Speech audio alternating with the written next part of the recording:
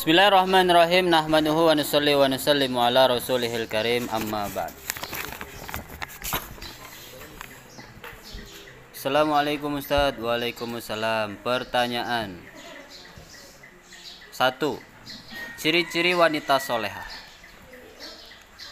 2. Bagaimana cara menjadi wanita solehah? 3.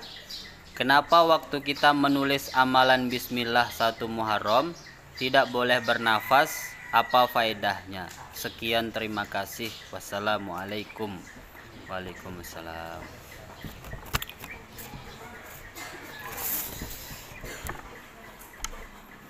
Jadi dalam Al-Quran itu ada satu surat, nama surat, yang diambil dari nama seorang wanita. Surat apa itu? An-Nisa lah. Maryam. Surat Maryam. Suratnya si Maryam. Nah, Maryam ini menjadi simbol wanita solehah. Jadi saking solehahnya Maryam, Siti Maryam ini, sampai namanya itu diabadikan dalam Al-Quran. Dan semua umat Islam ya pasti membaca surat Maryam ini ya. Ini saking solehahnya sampai namanya aja dikenang oleh umat Islam.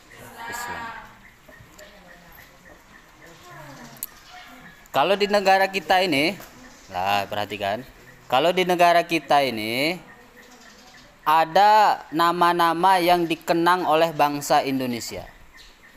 Yaitu nama-nama apa? Nama pahlawan. Iya kan? Nama pahlawan tuh dipajang di mana-mana, di sekolah-sekolah, di kantor-kantor, dipajang, dikenang, fotonya dikenang, namanya dikenang. Kenapa mereka dikenang? Karena mereka sangat berjasa dalam kemerdekaan negara kita ini. Jadi supaya jadi contoh bagi bangsa atau generasi seterusnya supaya bisa seperti pahlawan-pahlawan kita itu. Makanya diabadikan, dikenang. Nah, Maryam ini apa sih? Kalau kita lihat kehidupannya Siti Maryam, sampai namanya itu dikenang di dalam Al-Quran sebagai simbol wanita solehah. Di dalam Al-Quran itu satu sifat Maryam yang sangat menonjol dalam dirinya Maryam. Apa itu? Nah, tidak pernah tersentuh oleh laki-laki yang bukan mahram. Itu pintar. Di mana ayatnya itu?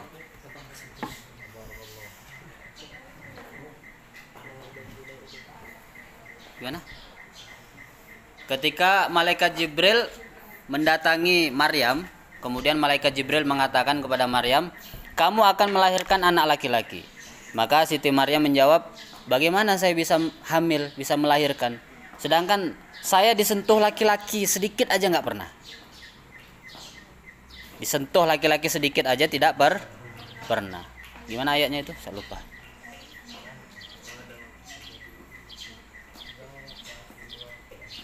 Walaisa dzakaru kal untha. Sebelumnya itu walaisa dzakaru kal untha. Qalat inni wada'tuha untha. Sebelum ayat itu apa?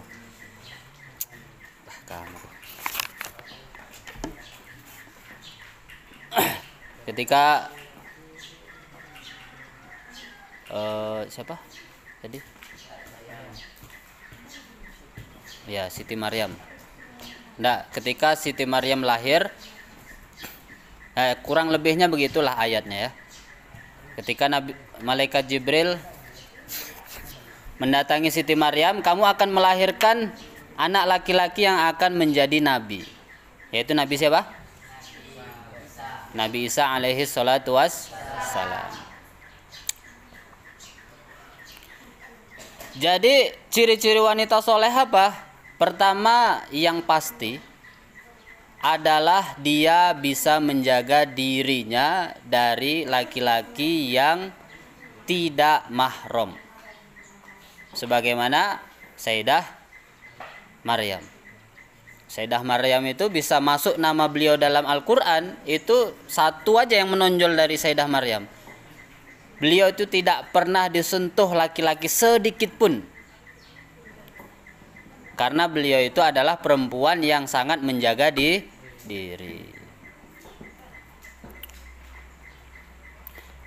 Itu yang pertama. Ciri-ciri wanita soleh apa Ustaz? Nah itu, seperti Sayyidah Maryam.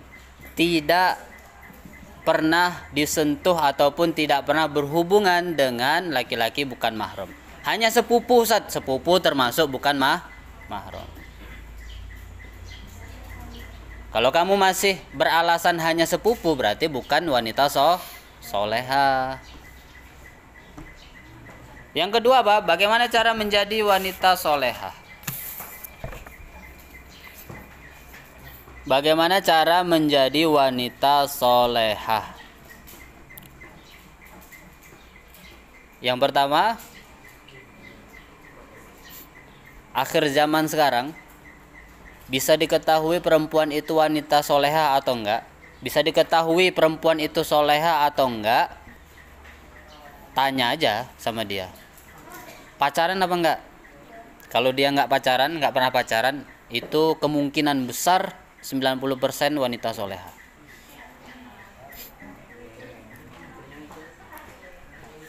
Iya, 90% dia wanita soleha. 10%-nya apa? 10%-nya jelek, nggak ada yang mau.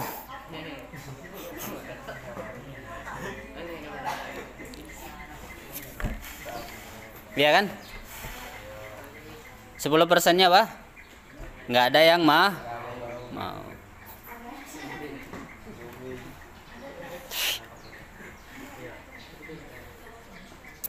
Apa? Cowok sama aja.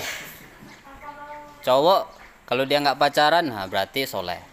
90%. 10%-nya apa? Nggak ada yang mau. Hah? Dia nggak pacaran, terus dia malah sholat, terus mabuk. Laki-laki nih. Itu salah satu cirinya. Berarti dia nggak pacaran karena jelek. Yang kau sebutkan itu tadi, dia nggak pacaran karena nggak ada yang